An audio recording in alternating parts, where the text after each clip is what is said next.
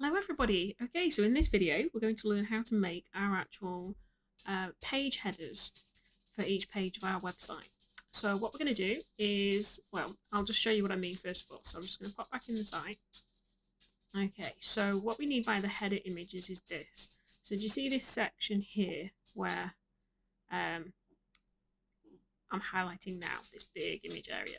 So that could either be a colour or we can actually create some images as well. So obviously it's going to be down to your own personal preference, whether you want to use a photo, whether you just want to use a colour.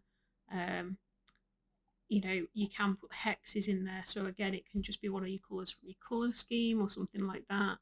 Or we can go and make some images in Canva, which is what I'm going to show you now. Okay, so at the moment, it's still quite fashionable at the moment to have a very large header image on your home page, but then slightly smaller ones.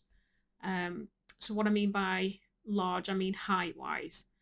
And then again on then the rest of the pages in your site, you can go for height wise bit smaller. So it's one of those things, it's down to your own personal preference, it's down to your own taste. There is no right or wrong with any of this, as long as if you have text over it, it's still legible, because obviously you don't want to put people off because they can't actually read what your content is.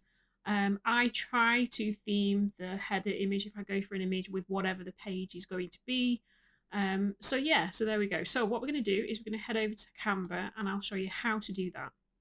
So say you want to make like quite a deep, like a height header. We're going to go to custom dimensions instead. Now, width wise, for retina display and everything else, I mean, it can actually get quite scary. You can actually go up to stupid pixels. But what we're going to do, just so that most people can see okay no matter what they're on, is at least 2,400 pixels wide. Okay. And then for our home header, well, let's have a play with what 800 looks like. Okay. We might have to change it. It's like it's not an issue. Okay, so now we head over to photos and then you basically just put in what it is that you're doing. So I'm kind of going for natural products. So yeah, let's go with that one. So natural products. Because obviously I'm just doing a pretend website. Okay, so that could probably work quite well because it's got a nice big area where my text could be. So I'm just taking it over and now I'm going to want these in this corner down here. So first of all, let's get that there into that corner and then I can then resize the rest of it so that that still stays in that corner, but now I've got it all of that height. There we go. Okay, so again, I would just publish it the same way we've published everything else. So I'm going to go to download, I'm going to go to the PNG. So if it's not showing PNG when you go in there, you just select the things. You also can go for JPEG as well, so that it actually reduces your file sizes. So that's actually kind of a good idea, to be honest, and about 80% quality is a good one to keep the file sizes down.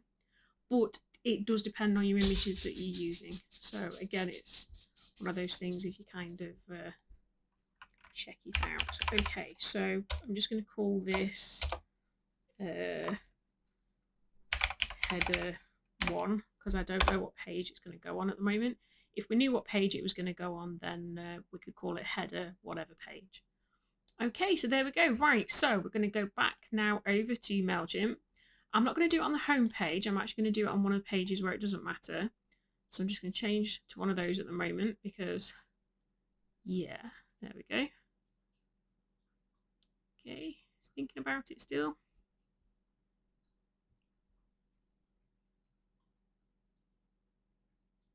And don't be scared to create maybe like an experiment page where you can play around with something without ruining the rest of your pages. Okay, right, so we are on what I'm now going to call my experiment page. I click on the image, click on upload, and I now just need to find the image, which was header 1 that we just downloaded. Okay, so there we go. So hit insert, and there we go. And that actually kind of looks all right, to be honest. Now, obviously, we're not going to know exactly what it looks like until we publish and head on over there. But yeah, the text pretty much that looks okay. You can kind of see that over it. Obviously, it's going to depend on exactly how much text is there. So it's one of those things we'd have to address at the time. Now, we could always then go back and actually make it, you know, even taller. So it's one of those things that we'll just have a play around with. Now, here, as well as the color option or the photo option, you've got this fill option. So when you click on it, do you notice how now it's actually just it's kind of shrunk it, because now it's got it to fit the width of the image that I've just uploaded. Whereas now if I go like that, it's now well, it's actually apparently on tile, but you can't tell. But if it was a smaller image that I'd used, then that would have tiled it and tiled it and tiled it and tiled it. But at the moment, I've now set it back to fill. Okay, and these controls are basically going to be similar everywhere. Okay, on all these different sections, you're going to be able to add different images and everything else. I know it's going to look so awesome and so cool.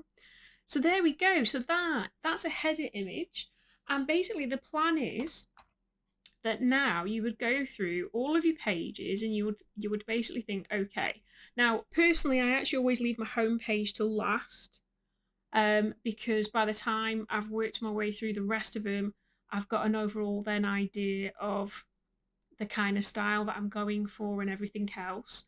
So I'd concentrate on all your other pages first and then leave your home page to last. And in fact, I actually don't even usually start the home page then either. I actually tend to leave the home page totally till last, till I've built every other page out. And the reason I do that is because on your home page, you tend to pull bits forward from the rest of the pages. It's kind of like, not only is it part of the customer journey, but it's kind of like you're giving people an indication of what they're going to find when they go further into your website. And you can only do that if you already know what's on those pages. So personally, I'd leave your home page totally to last and just go on and do the rest of them.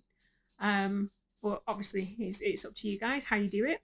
And don't forget to screen share what you're doing. Just hit print screen or hit, if you're in Mozilla Firefox, that whole screen capture thing, and just pop your images up in the Facebook group, or upload your logos or your brand style guides and things like that to the Facebook group, because I really, really, really want to see what you guys are making at the moment. Okay, so there you go. That's how you make your website header images. But like I said, it doesn't have to be an image. You can just come on each page and just change it to a color instead, if that's what you'd rather go for. Okay, and I'll just remove.